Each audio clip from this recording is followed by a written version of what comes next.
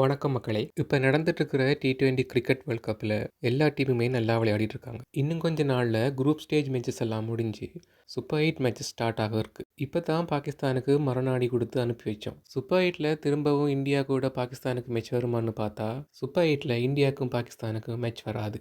என்னடி சொல்ற?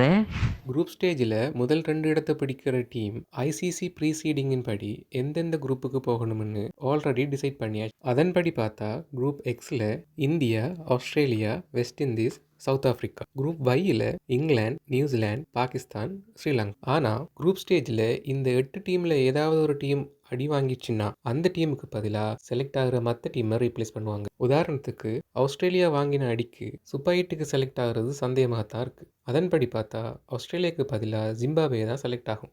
இப்போ குவாலிஃபையாக இருக்கிற டீம் எல்லாம் வச்சு பார்க்கும்போது எக்ஸில் India, Zimbabwe, west Indies, south Africa. ஒய்யில் England, New Zealand, Pakistan, Sri Lanka super 8க்கு select ஆகும்.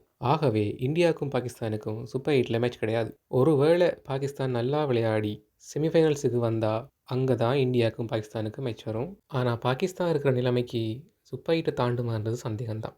அதுக்கெல்லாம் நீ சரிப்பட்டு வர மாட்டேன். இதுதான் ஐசிசி ப்ரீசீடிங். அவ்வளோதாங்க மேட்ரு. புரிஞ்சுக்கிட்டாங்க வாசு.